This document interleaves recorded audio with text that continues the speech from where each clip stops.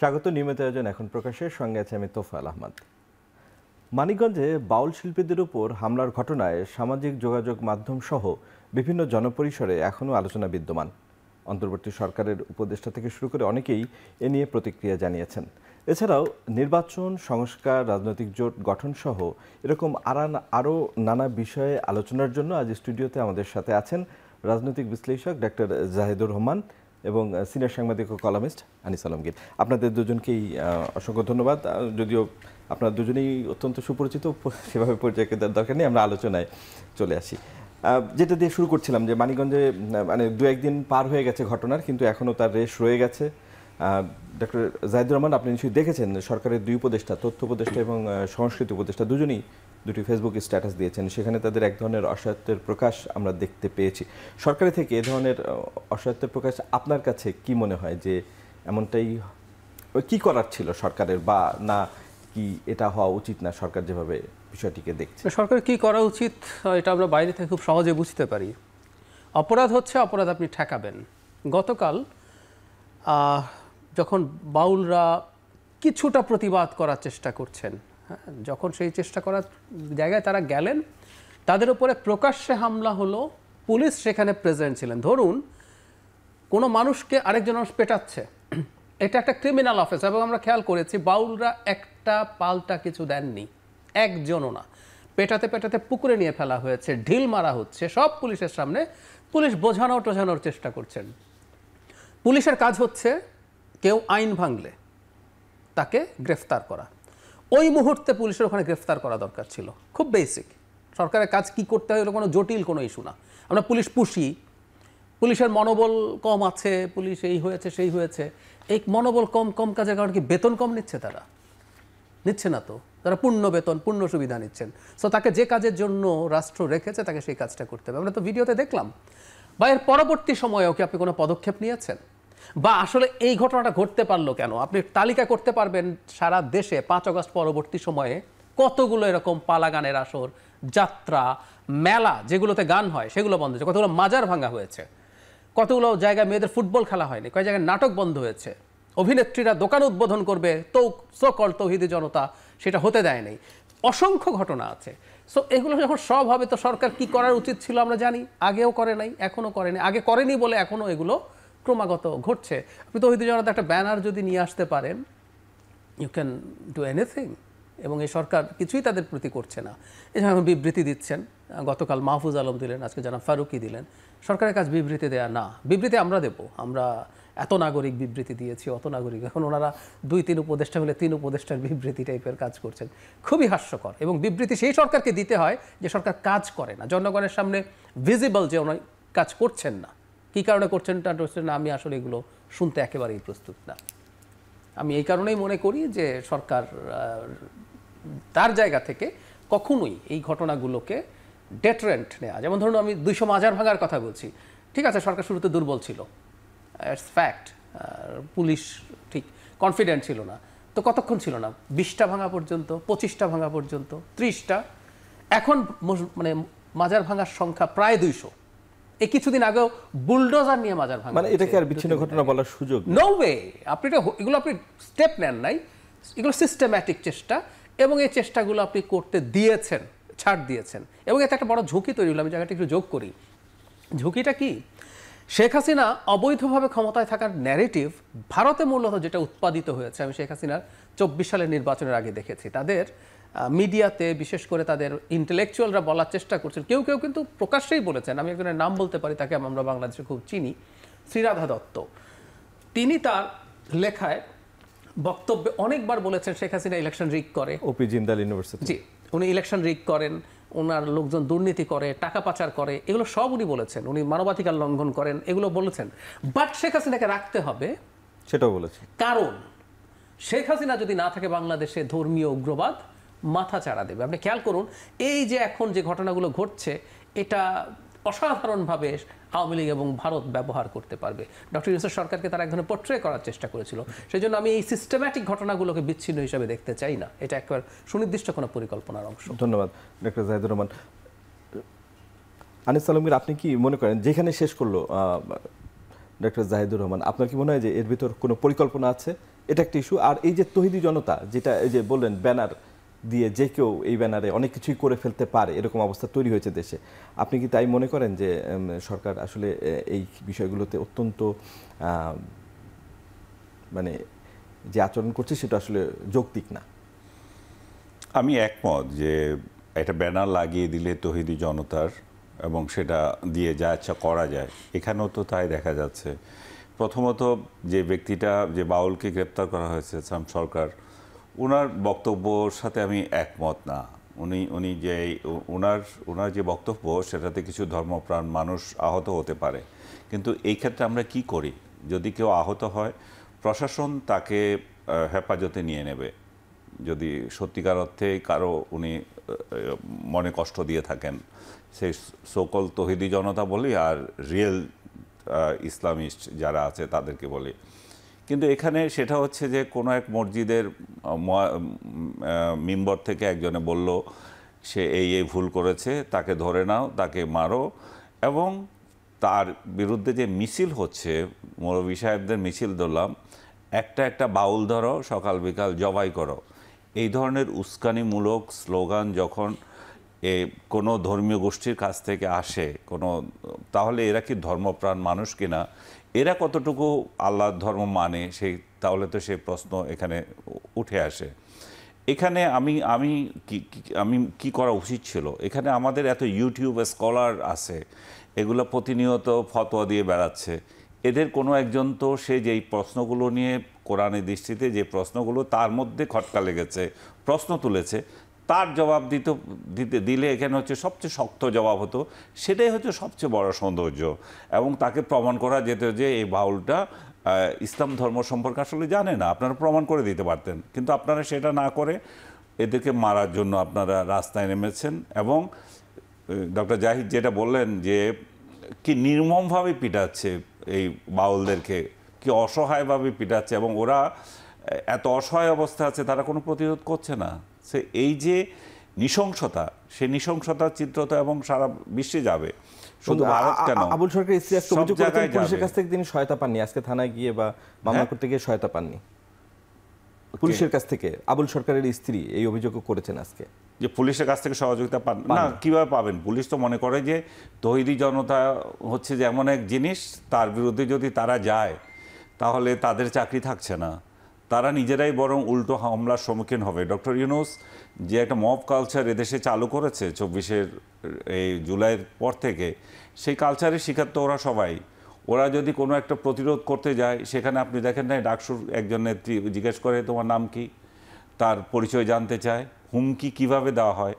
তো এই যে পুলিশকে যেভাবে হুমকি দেওয়া হচ্ছে, তাদের পক্ষে তো সম্ভব না এই ধরনের জিনিসগুলো প্রতিরোধ করা। তারা এই যে মব কালচার চালু হয়েছিল, সেটাতে ডক্টর ইউনূস তো এদেরকে ছেড়ে দিয়ে, তার ছাত্র সমাজকে ছেড়ে দিয়েছে রাস্তায়। একদিকে দেখেন এইগুলো প্রতিরোধ করা যাচ্ছে না, কেন যাচ্ছে না? পুলিশ প্রশাসন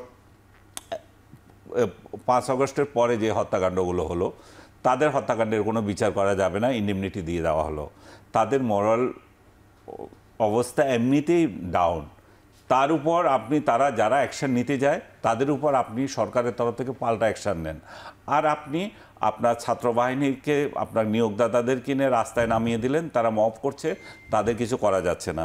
তো এই অবস্থায় পুলিশকে আমি দায়ী করার এখানে কোনো কিছু দেখি না। কারণ কিন্তু আমি দেখি যে এখানে সরকার এবং রাজনৈতিক দলগুলো আপনি দেখেন, কালকে আমি দেখলাম জামাতে ইসলামের আমির বক্তৃতা দিচ্ছে, এখন থেকে যে মসজিদের মিম্বর থেকে সমাজের ফয়সালা হবে, সমাজের ফয়সালা করার কথা হচ্ছে মেম্বার চেয়ারম্যানদের।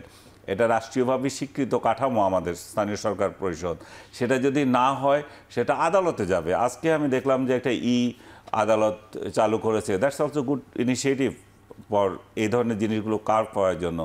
কিন্তু ওনারাই তো উস্কাচ্ছেন, এই মোল্লারা বিচার করবে সমাজের। এই যদি বিচার করতে যায়, এক আবুল হাসান সরকার নাকি ওনার যে অবস্থা করেছে, বাকিদের ঘরে ঘরে কি হবে? 3 লক্ষ মসজিদ থেকে যদি প্রতিদিন ওই বিচারে নামে, তাহলে তো এই দেশ তো তালেবান রাষ্ট্র থেকে আরও কঠিন কিছু হয়ে যাবে। এবং উনি যেই জিনিসটা বলেছেন, সেটা তো ওই তালেবান রাষ্ট্রের কাঠামোতে বলেছেন। তালেবানের সমাজও কিন্তু তাই, মসজিদ থেকেই বিচার হচ্ছে, কার কি হবে সেখানে আচার বিচার হচ্ছে ওইটাই। তো এখন তাহলে আর থানা পুলিশ কি দরকার, তাহলে আর মেম্বার চেয়ারম্যানের কি দরকার, এগুলোর কোনো দরকার নেই। সো আমি মনে করি যে সরকারের নির্লিপ্ততা, সরকার থেকে 24 আগস্ট থেকে যে কালচার শুরু করেছে, মব কালচার, সেটারই প্রতিক্রিয়া হচ্ছে এগুলো, এবং এটা চলতেই থাকবে। ডক্টর জাহিদুর রহমান, আমরা গত বিরতির আগে আলোচনা করছিলাম মব কালচার নিয়ে। সম্প্রতি মির্জা ফখরুল ইসলাম আলমগীরও শেখ হাসিনার মামলার রায়ের দিনে যে মবক্রেসি হয়েছে সেটা নিয়ে কথা বলেছেন। আমরা আলোচনা করছিলাম তৌহিদি জনতার ব্যানারে, এখানে কিন্তু আবার তৌহিদি জনতা ছিল না। এইভাবে এই যে আমরা শুরু থেকেই এই মবক্রেসির যে সমালোচনা করে আসছি, গত 1.5 বছরে এত কিছু হলো, তারপরও এই বিষয়টার কোনো সমাধান হলো না। আপনার কি মনে হচ্ছে রাষ্ট্রীয় পৃষ্ঠপোষকতা পাচ্ছে এই মবক্রেসি? আমি মনে করি পাচ্ছে। এটা কেন পাচ্ছে, কেন রাষ্ট্র বা সরকার কেন এটাকে সমর্থন করছে, সেটার এক ধরনের ব্যাখ্যা আমার আছে। বাংলাদেশে গত এই সময়ের মধ্যে কিছু কিছু ইস্যুকে আপনি অস্পৃশ্য করে তুলছেন। ধর্ম, খেয়াল করুন, আপনি যখন বলছেন তৌহিদি জনতা, এটাকে কোট আন কোট বলতে হবে, জেনুইন তৌহিদি জনতা এগুলো করে না, যারা সত্যিকার অর্থে তৌহিদে বিশ্বাস করে, তাওহীদে বিশ্বাস করে। কিন্তু এটা বললে এটার সাথে ধর্ম জড়িত আছে, সো এটা নিয়ে কথা বলা যাবে না। আপনি কথা বললেও ইভেন আপনি নাস্তিক বা ইসলাম বিদ্বেষী ট্যাগ পাবেন, ইটস রিস্কি। সো আপনি কাজটা সেরে ফেলতে পারেন। একই ধরনের আরেকটা ব্যাপার যেটা আওয়ামী লীগের সময় ছিল, স্বাধীনতার চেতনা, মুক্তিযুদ্ধের চেতনা, ওটা নিয়ে কেউ কোনো রকম ওটার নামে অন্যায় হলেও যখন কথা বলবেন তখন কিন্তু ঝুঁকি থাকে। 5 আগস্ট পরবর্তী সময়ে জুলাইয়ের চেতনা বলে আরেকটা জিনিস তৈরি হলো, যেটার নামে আপনি যে কোনো কিছু করে ফেলতে পারেন বলে একটা পারসেপশন তৈরি হয়েছে। আমাদের মনে আছে হয়তো জাতীয় পার্টির চেয়ারম্যান জি এম কাদেরের বাড়ি ভাঙচুরে অগ্নিসংযোগ করা হচ্ছিল, ওখানে শেষ পর্যন্ত সেনাবাহিনীর একজন অফিসার এনসিপির একজন খুবই গুরুত্বপূর্ণ নেতাকে থামিয়ে কিছু কথা বলেছিলেন। তো কিন্তু তারা মনে করছিলেন এগুলো করা যায়। সো এটা জুলাইয়ের চেতনা দিয়ে আমি ওকে পেটাতে পারি, ওর বাড়ি ভাঙতে পারি, ওখানে গিয়ে মব তৈরি করে যে কোনো কিছু দখল নিতে পারি, সেটারই চেষ্টা হয়েছে। এবং যেহেতু ধানমন্ডি 32-এর সাথে আওয়ামী লীগের, যদিও আমি এটা এইভাবে ব্র্যান্ডিং করতে চাই না, কিন্তু সাধারণ মানুষের পারসেপশনে আছে, এবং শেখ হাসিনা এই বাড়িটাকে কেন্দ্র করে যেভাবে তার অপারেশন চালিয়েছে, সো মানুষের কিছু যৌক্তিক ক্ষোভও আছে। কিন্তু একটা রাষ্ট্র তো চলবে রাষ্ট্রের আইনের মাধ্যমে, নিয়মের মাধ্যমে। সো ওই চেষ্টাটাও হয়েছে। এখন সরকারের প্রসঙ্গে আসি, আমি সত্যিই মনে করি সরকার আসলে এদের বিরুদ্ধে ব্যবস্থা সেভাবে নিতে যায়নি। এমনকি 32 নম্বরে শেষে এসে ব্যবস্থা নিলেন, ব্যবস্থা তো আরও আগে হতে পারতো। সকাল থেকে আমরা ফেসবুকে দেখছি, এমনকি মেইন স্ট্রিমে চলে আসছে, বুলডোজার রেডি হচ্ছে, 32 নম্বরে যাচ্ছে, রীতিমতো কতটুকু অগ্রসর হলো এসব রিপোর্ট আমরা পাচ্ছি। এগুলো অনেক আগেই ট্যাকল করা যেতে পারতো। আমার ধারণা যেটা, এই সরকারের যেহেতু জনভিত্তি ছিল না, তো তাহলে কি দাঁড়ায়, সরকারের, বাংলাদেশের মতো দেশে সরকারের জনভিত্তি লাগে, রাজনৈতিক দলগুলো যেটা থাকে। সরকার হয়তো চেয়েছে এই গণ অভ্যুত্থানে তরুণদেরকে মাঠে রাখার জন্য, এবং তারা অল্প সময় দেখেন যে এই সংখ্যাটা আসলে তেমন না। আমরা জানতাম এই যে তরুণদের ডাকে সারা দেশ নেমে এসছে, ব্যাপারগুলো এইরকম না। শেখ হাসিনা বিরোধী মুভমেন্ট বছরের পর বছর আমরা অবজার্ভ করেছি, সেটাকে টু সাম এক্সটেন্ট এই অংশে অন্তত ইন্টেলেকচুয়ালি এটা পার্টও ছিলাম, সেজন্য আমরা জানি। কিন্তু ডক্টর ইউনূস সম্ভবত, উনি তো আসলে দেশের ব্যাপারে খুব এনগেজ ছিলেন না। উনি ভেবেছেন এই যে প্রায় বলেন না যে ছাত্রদের ডাকে সবাই চলে এসছে, ওরাই আমার এমপ্লয়ার, ইত্যাদি ইত্যাদি। সো উনি ওভার এস্টিমেট করে ভেবেছিলেন ওদেরকে আমি রাখি মাঠে, আমার এই শক্তিটা থাকুক, কারণ অন্য রাজনৈতিক দল যদি তার উপরে চাপ তৈরি করে যাতে উনি নিউট্রাল করতে পারে। পরে দেখা গেল এটা তেমন কোনো শক্তি না। পরবর্তীতে আমি ধারণা করি এই যে ইসলামিস্টদেরকেও সরকার একটা শক্তি মনে করলো, এবং সেটা একটা প্রদর্শনী আছে। আমি আপনাকে একটা প্রমাণ দিই। আওয়ামী লীগ নিষিদ্ধকরণের জন্য যখন হাসরাত আবদুল্লাহ যমুনায় ওখানে গেলেন, এনসিপি গেল, লোকজন তেমন ছিল না। পরে ইনফর্মালি জামাত গেল, জামাতের নেতারা গেলেন। এরপর শাহবাগে যখন সমাবেশ হলো, তখন জামাত তো বটেই, আরও অনেক র্যাডিক্যাল ইসলামিস্টরা সেই জায়গায় এসে হাজির হয়েছেন। সো মাঠে একটা শক্তি রাখিস, যেই শক্তি, ওই শক্তিটাই মব করছে। তো সরকার মনে করছে এদেরকে খুব বেশি কিছু না করে আমার হাতে রাখাটা বেটার হবে, এটা আমার ধারণা। ধন্যবাদ ডক্টর জাহিদুর রহমান। আমরা নাগরিক সমাজ এই যে মবক্রেসি এর বিরুদ্ধে তেমন সরব নয়, গণমাধ্যমে কথা হয়েছে কিছু, কিন্তু এই নির্লিপ্ততার কারণ কি বলে মনে করেন আপনি? নাগরিক সমাজ থেকে কেমনি সরব হবে? কারণ আমি সরব হতে গেলে তো আমার উপর আপনি মবক্রেসি চালিয়ে দিচ্ছেন। কারণ একটুখানি রেফারেন্সটা ঠিক মতো দিয়েছে। ডক্টর ইউনূস আসলে মনে করেছে যে আমার আসলে পুলিশ বাহিনী আছে, এর প্যারালাল একটা বাহিনী দরকার। প্যারালাল বাহিনী হিসেবে উনি মব বাহিনীকে রেখে দিয়েছেন বাজারে, মানে পুলিশ মোরাল পুলিশিং করছে, যারা মোরাল পুলিশিং করছে। এই দুইটাতে প্যারালালি চলতেছে। এই চলতে থাকা হচ্ছে যেটা ইনক্রিজ করছে, এবং এই চলতে থাকা আপনি দেখেন কত শত ঘটনা ঘটেছে তার কোনো ইয়ত্তা নাই। সে 32 নম্বর ভাঙা থেকে এগুলো আশকারা পেয়ে আস্তে আস্তে আজ পর্যন্ত এসেছে, এবং 32 নম্বর ভাঙা এখানে শেষ না, আবারও আসবে। আবার কারণ হচ্ছে উনি সমাজের ভারসাম্য নষ্ট করে দিয়েছেন, রাজনৈতিক ভারসাম্য নষ্ট করে দিয়েছেন। 32 নম্বরকে রক্ষা করতে পারতো আওয়ামী লীগ, কিন্তু আওয়ামী লীগকে উনি ব্যান করে রেখেছেন। যে আওয়ামী লীগ প্রতিরোধ করার জন্য উনি গত 14 মাস ধরে যেই শ্রম ব্যয় করেছেন, তার যদি 60% দেশের অর্থনীতি এবং আপনার এই যে আইন শৃঙ্খলা পরিস্থিতির দিকে নজর দিতেন, তাহলে কিন্তু এটা হতো না। অর্থনীতি আজকে কোথায় ধস নেমেছে। শেখ হাসিনা যখন যাচ্ছিল তখন বাংলাদেশের জিডিপি বলা হচ্ছে 6.5, কেউ কেউ বলছে 6.7, সেই জায়গায় এখন IMF বলছে 3.3। তারপরে যে মুডি যে রেটিং সংস্থা আছে, তারা বাংলাদেশকে রেটিং করছে B-2, তার মানে হচ্ছে যে এটা খারাপ এমন দিক অবস্থায় গেছে। বাংলাদেশের সেন্ট্রাল ব্যাংকের গভর্নরকে বলছে সি ক্যাটাগরি। সবগুলো মিলিয়ে বাংলাদেশের অর্থনীতির নাভিশ্বাস অবস্থা হয়েছে। ডক্টর ইউনূস এটা বোঝার কথা না। উনি এসেছেন, উনি এনজয় করছেন, উনি নিজের যা যা বাস্তবায়ন করার সেগুলো করে নিয়েছে, নিজের স্বার্থ কোথায় কোথায় উদ্ধার করতে হবে সব করে নিয়েছে। একটু যোগ করি, আপনি চট্টগ্রামের মানুষ, বন্দর মানে অপারেটর নিয়োগ করা হচ্ছে বিদেশি, সেটাও আসতেছি আমি, সে বিষয়ে যদি কিছু। এবং আমি ধারাবাহিক বলে উনি এটা করেছেন। আর ওনার গোলামদেরকে কোথায় কোথায় দিতে হবে, কোথায় কোথায় কামানোর জায়গা আছে, সেই জায়গায় ফিট করেছেন। সেই ফিট করার মধ্যে বন্দরও থাকতে পারে, এবং সে ফিট করেছেন এবং তাদেরকে সেফ এক্সিট দিয়ে দিয়েছেন। তো এই যে উনি যে কালচারে গিয়েছেন, মব এত বেড়েছে, ওটা ওনার কোনো মাথা ব্যথা নাই। আজকে রাজনৈতিক পরিস্থিতি এবং মব কালচার প্লাস ন্যায় বিচারহীনতা এমন অবস্থা দাঁড়িয়েছে, 140 জনের মতো বিএনপির নিজেদের লোক মেরে ফেলেছে। এইটা কার দোষ? এটাকে আপনি শুধু বিএনপির বলবেন না, এটা তো রাষ্ট্রের মধ্যে আপনার আইন শৃঙ্খলা অবস্থায় সেরকম আছে। আমি আরেকটা রিপোর্ট দেখলাম, গত 1 মাসে পশ্চিম দক্ষিণাঞ্চলের একটা নদীতে বলছে যে 55টা লাশ পাওয়া গেছে। 1 মাসে যদি 55টা বেওয়ারিশ লাশ আসে, তাহলে কি অবস্থা হয় একটা দেশের।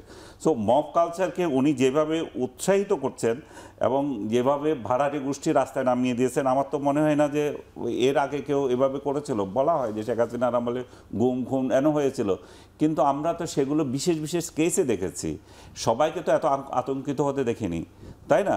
এই আতঙ্ক উনি তৈরি করেছেন। এবং ঢাকা শহরে দেখেন, ঢাকা শহরে আজকে নিরাপত্তা ব্যবস্থা কিভাবে ভেঙে গেছে। নারীরা আজকে রাজপথে যেতে, গভীর রাতে যেতে ভয় পায়, তা তাদের নিরাপত্তা নাই। তাদের ওই কালচার তো তৈরি হয়ে গেছে, কি পড়েছিস সেই কালচার তো তৈরি হয়ে গেছে। পাশাপাশি এমনিতেও নিরাপত্তা নাই।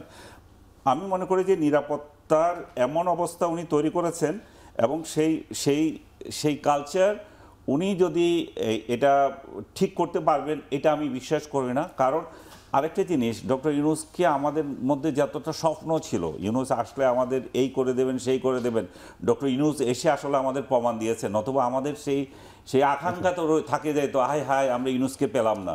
ইউনূসকে পেয়ে আমরা দেখেছি যে এর থেকে থার্ড ক্লাস একটা লোক ওনার থেকে বেশি সরকার ভালো চালাতে পারে। আমি 111-এর উদাহরণ দেব। 111-এ উনি একটা রাজনৈতিক দল খুলেছিলেন।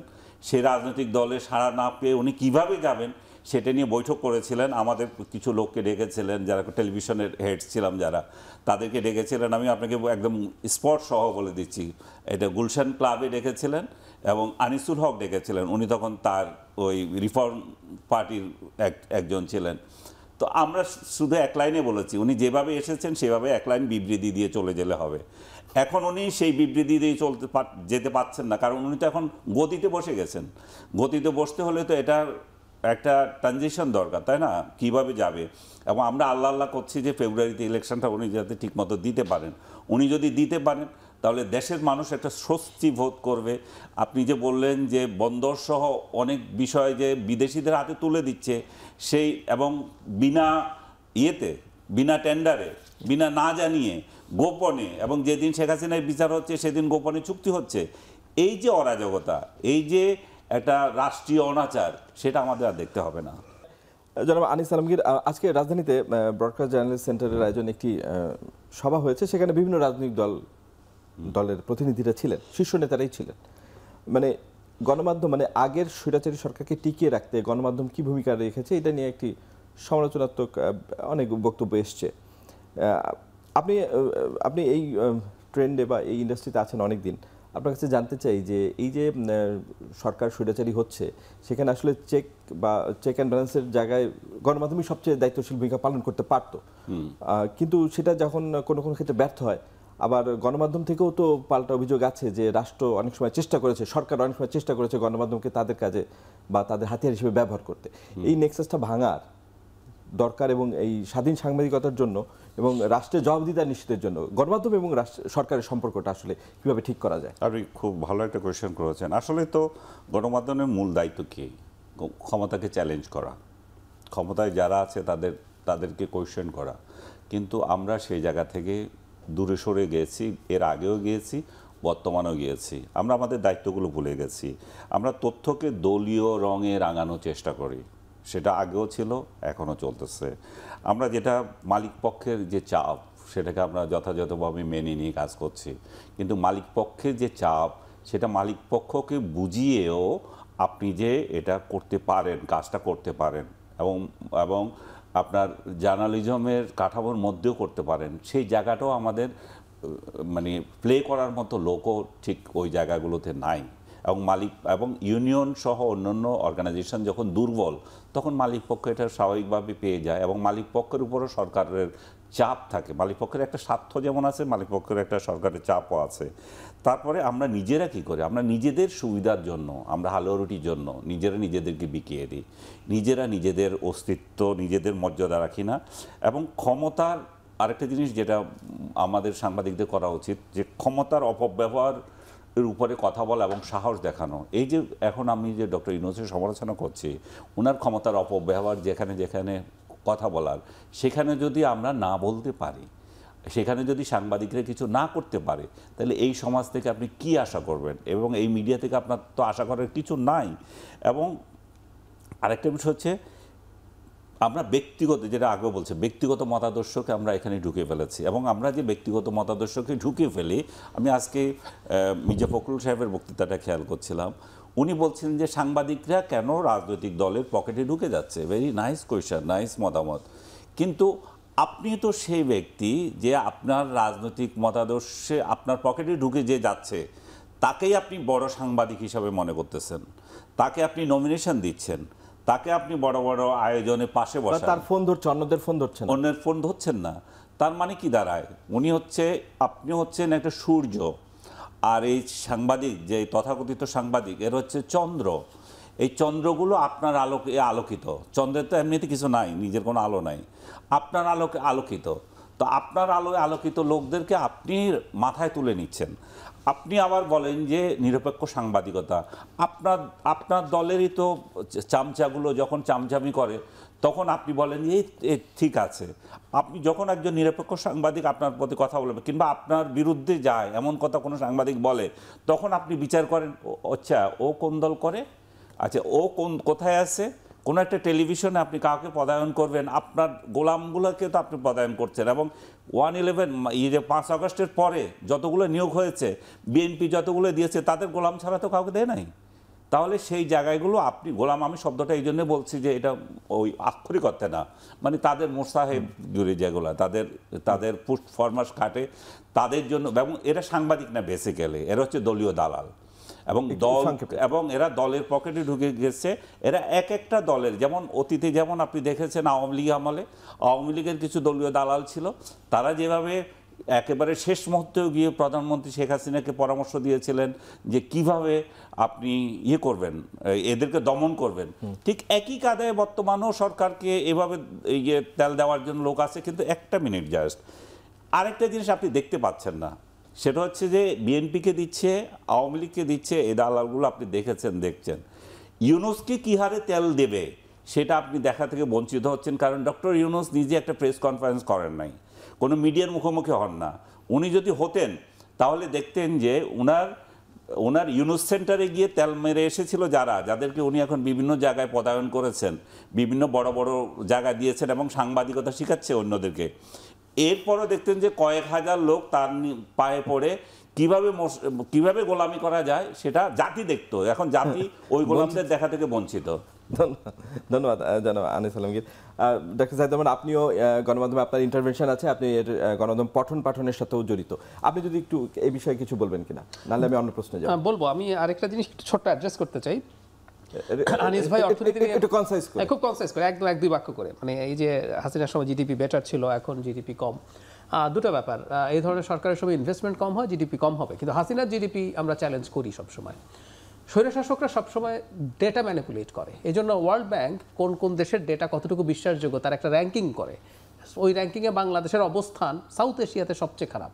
তো সেটা উনি চুরি করে বলতেন যে আমার আসলে জিডিপি এত। আমি আরেকটা উদাহরণ দিলে বোঝা যাবে, সঠিক ডেটার কারণে আপনি দেখবেন খেলাপি ঋণ দ্বিগুণের বেশি বেড়ে গেছে। মানে এই 1 বছরের মধ্যে সবাই খেলাপি হয়ে গেল না, আগে খেলাপি ঋণকে নানানভাবে চুরি করে লুকিয়ে রাখতো, মামলা একটা করেছে ওইটাকে করলো 1-2% ডাউন পেমেন্ট দিয়ে অবলম্বন করে এরকম নানান কিছু ছিল। একটা মিনিট, আপনি যে জিনিসটা এখন বললেন ডাউন পেমেন্ট দিয়ে, ওইটা হচ্ছে মেইন বেসিক জিনিস। আপনি কোটি কোটি টাকা নিয়ে গেছেন ডাউন পেমেন্ট দিয়ে, এটাকে দেখাচ্ছেন ব্যাংকগুলো, সেটা দেখাচ্ছে, কিন্তু ওই চোরগুলো যখন দেশ থেকে পালিয়ে গেছে কিংবা জেলে ঢুকে গেছে ওইটা দেওয়া যাচ্ছে না, তো ব্যাংকগুলো এখন সঠিক হিসাব দিচ্ছে। শুধু সেটাও না, ওটা আছে, ওর বাইরেও আছে, ওর বাইরেও নানান কায়দা। সুযোগ থাকলে আমি একদম কিভাবে খেলাপি ঋণ লুকানো হয়েছে, কারণ শেখ হাসিনা তার অর্থনৈতিক উন্নয়ন দেখাতে চাইতেন। গভর্নর সি হয়েছে, শেখ হাসিনার গভর্নর কিন্তু ডি ছিলেন, আমরা আবার এটা বলছি না, উনি আরও খারাপ ছিলেন, আগে কিছুটা হলে উন্নতি হয়েছে। নাম্বার 3 হচ্ছে ডক্টর ইউনূস ভালো চালাচ্ছেন না, আমি সত্যিই মনে করি, আমি অনেক আশা করি নাই, মানে একটা মোটামুটি মিডিওকার চালানো উনি চালাতে পারছেন না। আবার 5 আগস্ট পরবর্তী সময় যদি ডক্টর ইউনূস দায়িত্ব না নিতেন, বিশেষ করে ভারতের যে ভয়ঙ্কর শত্রুতাপূর্ণ অ্যাটিটিউড আমাদের প্রতি দেখছি, এটা ডক্টর ইউনূসের মতো একজন ব্যক্তিত্ব যদি না থাকতো, এবং ঘটনাচক্রের সময় জো বাইডেন প্রেসিডেন্ট ছিলেন, যার সাথে এই ডেমোক্র্যাটদের সাথে তার একটা যোগাযোগ আছে, আমরা আন্তর্জাতিক অনেক চাপ থেকে বাঁচতে পেরেছি, সেটাও আমাদের একটু মাথায় রাখতে হবে। মিডিয়া নিয়ে কয়েকটা কথা একটু বলি। একটা দেশের মিডিয়া আমার বিবেচনায় কোনো দিন ফ্লারিশ করবে না, এবং আস্তে আস্তে এটা ক্ষয় হতে হতে হতে হতে ধ্বংস হবে, যদি না সরকার চায়। ধরেন ভারতে তো নির্বাচিত সরকার, তাই না, এদের নির্বাচন বেশ ভালো, কিন্তু ভারতের বিজেপি সরকার ক্রমাগত আস্তে আস্তে দ্বিতীয়বারের পর তৃতীয় টার্ম আসছে, তারা এই নির্বাচিত ব্যবস্থায় নির্বাচিত হয়েই তারা স্বৈরাচারী হয়ে উঠছে। প্রেস ফ্রিডম ইন্ডেক্সে ভারত কিন্তু বাংলাদেশের লেভেলে চলে এসেছিল, আমাদের মনে আছে না, এক একভাবে বিবিসি তাদেরকে মোদিকে নিয়ে সেই গুজরাট নিয়ে একটা রিপোর্ট করলো, পরে গিয়ে তাদের কার্যালয়ে কি করেছে। এনডিটিভির মতো একটা চ্যানেল, যেটা একসময় যথেষ্ট ভালো ক্রেডিবল চ্যানেল ছিল, সেটাকে কিভাবে আদানিকে দিয়ে দখল করিয়েছে। সো এই প্রবণতাগুলো আসলে কন্টিনিউয়াসলি থাকবে। সো গণতন্ত্র থাকতে হবে এবং সরকারের গণতান্ত্রিক মানসিকতা, না হলে হয় কি, মালিকরা বিরাট ইনভেস্ট করে, দিনের শেষে মিডিয়া একটা ব্যবসা, এটা একটা ব্যবসা। এবং একটু আমি সফটলিও যদি বলি, আমাদের অনেক মালিকেরই আছে, তাদের এই ব্যবসায়ী হয়ে ওঠার পথে নানা রকম নেগেটিভস আছে। সো এইগুলোর জন্য তারা ভয়ে থাকে, ঝুঁকিতে থাকে। আর সরকার যদি মনে করে যে আমার সাথে অ্যালাইন্ড হলে তুমি বেনিফিট পাবা, তোমার যোগ্যতা না থাকলেও এগুলো হবে। সব দিনের শেষে আমার কাছে প্রধান সরকারকেই মনে হয়। আর সম্প্রতি জামায়াত নেতা শাহজাহান চৌধুরীর একটি বক্তব্য খুব আলোচিত হচ্ছে, এবং আমরা জানি যে 5 আগস্ট পরবর্তী পুলিশ কি অবস্থায় আছে, আমরা সেটা নিয়ে আলোচনা করেছি। প্রশাসনের রদবদল হচ্ছে, গত 1 মাসে প্রায় 30 জন ডিসি চেঞ্জ হয়েছে। তো সব কিছু মিলিয়ে যেভাবে রাজনৈতিক দলগুলো প্রশাসনকে কবজায় রাখতে চাচ্ছে, এবং এটা নিয়ে কিন্তু অনেকবার বদনাবাদ হয়েছে বড় দলগুলোর ভিতর, কে কাকে কোথায় বসাচ্ছে, এরকম একটা পরিস্থিতিতে 5 আগস্ট পরবর্তী রাজনৈতিক সংস্কৃতির পরিবর্তন না হয়ে যে সংস্কার দিকে আমরা এগোচ্ছি, এই সংস্কার টেকসই হবে যখন রাজনৈতিক নেতারা এভাবে কথা বলেন? কোনোদিনই হবে না। এগুলো নিয়ে অনেক দিন ধরে কথা বলছিলাম। আমাদের কোনো মানুষের মনে হয়েছে সংবিধানের এটা সেটা পরিবর্তন, কিছু নতুন ভালো ভালো আইন টাইন লিখে দিলে সব কিছু ঠিকঠাক হয়ে যাবে। এগুলোর বিরুদ্ধে সবসময় কথা বলেছি। যারা শাহজাহান চৌধুরীর এই বক্তব্যটাকে আমি একটু আলাদাভাবে দেখতে চাই। মানে একটা জিনিস খেয়াল করি আমরা, জামাত যদিও তার নিজস্ব বক্তব্য বলে টলে দায় এড়াতে চেয়েছেন, আমি তার বডি ল্যাঙ্গুয়েজ দেখেছি, তার ভয়েসের টোন দেখেছি, তিনি কিভাবে কথা বলছেন। মানে আমাদের কথা উঠবে বসবে, গ্রেফতার করবে, মামলা দেবে, সব এরকম। শুধু সেটা না, আমরা অনেকে এটা বলতে বলতে আরেকটা জায়গা মিস করেছি। একটু পরের দিকে গিয়ে তিনি বলছেন প্রাইমারি স্কুলের টিচার, সেকেন্ডারি স্কুলের টিচার, সব টিচারকে দাঁড়িপাল্লার জন্য কথা বলতে হবে। তার মানে এক তো প্রশাসনের প্রভাব, এবং বাকিদের উপরও তারা আসলে এই প্রভাব রাখতে চায়। খুবই খুবই বাজে ধরনের একটা ফ্যাসিস্ট মেন্টালিটি। কিন্তু তার চেয়ে জরুরি কথা, এটা একটা আশঙ্কা তৈরি করে নির্বাচনটা কেমন হবে। কারণ আমরা এর মধ্যেই আলাপ শুনছি যে মাঠ প্রশাসনে দুই দলেরই, বিএনপি এবং জামাত দু দলই প্রতিদ্বন্দ্বিতা টু সাম এক্সটেন্ট করছে, কিন্তু জামাত এই ব্যাপারে অনেক সুবিধাজনক অবস্থানে আছে বলে আলাপ আছে। কারণ এই মাঠ প্রশাসন, বিশেষ করে পুলিশের ক্ষেত্রে, স্বরাষ্ট্রমন্ত্রী বা বিশেষ করে স্বরাষ্ট্র মন্ত্রণালয়ের একজন বিশেষ সহকারী আছে, তার বিরুদ্ধে অভিযোগ আছে যে তারা এই জামায়াতকে এই ধরনের সুবিধা দেওয়ার চেষ্টা করছেন। আমি এটা খুবই বড় আশঙ্কার কথা আমার মনে হয়। বাই এনি চান্স যেসব দল নির্বাচনে পার্টিসিপেট করবে তারা যদি নির্বাচনটাকে একসেপ্ট না করে, কারণ আমি সেরকম একটা প্লট বা প্ল্যান দেখছি। আমরা কিন্তু অত্যন্ত দীর্ঘস্থায়ী অনিশ্চয়তায় ঢুকবো। আমাদের মনে রাখতে হবে মিশরে গণ অভ্যুত্থান পরবর্তী সময়ে মিশরে নির্বাচন হয়েছিল, ব্রাদারহুড জিতেছিল, মুরসি প্রেসিডেন্ট হয়েছিল, শেষ পর্যন্ত আজকে এখন পর্যন্ত দীর্ঘ সময় এটা সামরিক শাসনের অধীনে আছে। সো আমাদের এই কথাগুলো মাথায় রাখতে হবে, কিন্তু আমি খুবই খুবই আশঙ্কাজনক অবস্থা দেখছি। ধন্যবাদ ডক্টর জাহিদুর রহমান। জনাব আনিস আলমগীর, ডক্টর জাহিদুর রহমান যেখানে শেষ করলো যে নির্বাচন মানে রাজনৈতিক দলগুলোর বডি ল্যাঙ্গুয়েজও মানে বলছে যে নির্বাচন কেমন হতে পারে, তো আপনার কি মনে হয় যে এই বিএনপি জামাত এই রাজনীতির মাঠ দখলে রাখার জন্য মানে একটা দখলে রাখার জন্য তো চেষ্টা করাটা একটা রাজনৈতিক দলের স্বাভাবিক প্রক্রিয়া, সেক্ষেত্রে আমি দোষের কিছু দেখি না। দোষের হচ্ছে ওই জায়গায় যেখানে উনি বলেন যে সকালবেলায় ওসি আমাকে জিজ্ঞেস করবে কোথায় কোথায় আমি যাচ্ছি, আমার পেছনে পেছনে ঘুরবে পুলিশ, এই যে প্রাইমারি স্কুল হাই স্কুলের টিচাররা আমার মার্কা নিয়ে প্রচার করবে, বলতে হবে এবং আমাদের কথাই শুনবে, আমরা কাকে মামলা দেব সেই কথাও শুনতে হবে। তো ওনার নিজের ইচ্ছে তাহলে ওনার মামলা করে দিতে পারছেন। উনি পুরো বক্তৃতাতে যেটা খুব বুঝাচ্ছেন সেটা হচ্ছে যে শুধু শেখ হাসিনার আসলে দোষ ছিল আমরা দেখি, কারণ ক্ষমতা পেলে এনারা সবাই শেখ হাসিনার বাবা এক একটা, বুঝছেন, ক্ষমতা পেলে শেখ হাসিনার থেকে 14 গুণ শেখ হাসিনা ওনারা এক একজন। ওনারা নিজেরাও চায় যে ইলেকশনটা ওনাদের মতো করবে, রাতের ভোট করবে না ওনারা, কিন্তু দিনেই ভোট মারবে, এভাবে ক্ষমতা নিয়ে। সো ওনাদের এই মেন্টালিটি থেকে যদি বের হতে না পারেন তাহলে তো ওনারা ইলেকশন করতে পারবে না। ওনারা আরেকটা ভাওতাবাজি যেটা করছেন আওয়ামী লীগের ভোট পাওয়ার জন্য, তারা আওয়ামী লীগের লোকদেরকে তেলাচ্ছেন মাঠ পর্যায়ে যে ঠিক আছে তোমরা আমাদেরকে ভোট দাও, আমরা তোমাদেরকে আশ্রয় দেব, এই তেলানো চলতেছে। আর সোশ্যাল মিডিয়ায় চলতেছে যে আওয়ামী দোসর খোঁজা, আপনি সোশ্যাল মিডিয়ায় তাদের বট বাহিনীকে লাগিয়ে দিয়েছে আওয়ামী দোসর খোঁজা, আর মাঠ পর্যায়ে তারা আওয়ামী লোকের কাছে পা ধরছে তাদের ভোট দেওয়ার জন্য। আমি মনে করি যে, এবং আপনি নিশ্চয়ই দেখেছেন যে এই দোসর বানানো দুই এক যে কোনো ওদের জন্য কোনো ব্যাপার না, আজকে ওনাকে বানায় কালকে আমাকে বানায় আপনাকেও বানায় দিতে পারবে, যদি ওটা সুবিধা যে সুবিধায় পাওয়া যায়, এবং আপনার কুশপুত্তলিকা দাহ করবে, এগুলো সব আওয়ামী বট এবং জামাতি বট এবং জামাতি এই যে সোশ্যাল মিডিয়ার যে সমস্ত এগুলো এবং শাহবাগ কিছু টোকাই, এরা নেমে গেছে এটাতে। কিন্তু প্রার্থীরা আবার ভোট চাচ্ছে, জনে জনে যাচ্ছে, পা ধরছে সেখানে ভোট দেওয়ার জন্য, এবং ভোট পেয়ে এরা যে কী করবে 2 দিন পরে আল্লাহ মালুম। আমি আপনার মাধ্যমে একটা অনুরোধ করতে চাই। আজকে আমি দেখলাম আপনাদের টিভির স্কলে যাচ্ছে যে প্রবাসীরা ভোট দেওয়ার জন্য যে অ্যাপস করেছে, এটা একটা good initiative. This is the first time বাংলাদেশের প্রবাসী যারাই আছে যেখানে আছে তারাই ভোট দিতে পারবে। আমি এখানে এই অপশনও চালু করতে বলতে পারি, আওয়ামী লীগের যে সমস্ত নেতা কর্মী বিভিন্ন জায়গায় পালিয়ে আছে, যারা বাসা বাড়িতে ঢুকতে পারছে না, যারা ঢাকার লোক চিটাগাংয়ের লোক, হ্যাঁ, যারা বাস্তুচ্যুত আছে, তারাও যাতে ভোট দিতে পারে এই অ্যাপসে সেই সুযোগ দেওয়া উচিত। এবং আমি আমার কেন্দ্রে যাব না, আমিও যাতে দিতে পারি। আপনি যত ফ্যাসিলিটি যখন দিচ্ছেন সেটা সবার উপর দেওয়া উচিত, এবং আমেরিকার আদলে তো দিচ্ছেন, আমেরিকাতে তো সেভাবে দেওয়া হয় ভোট। ধন্যবাদ আনিস আলমগীর, আমাদের সময় শেষ হয়ে গেছে। দর্শক, আজ আমরা এখানেই শেষ করছি, আবারও দেখা হবে সমসাময়িক বিষয়ে। শুভরাত্রি, ভালো থাকবেন।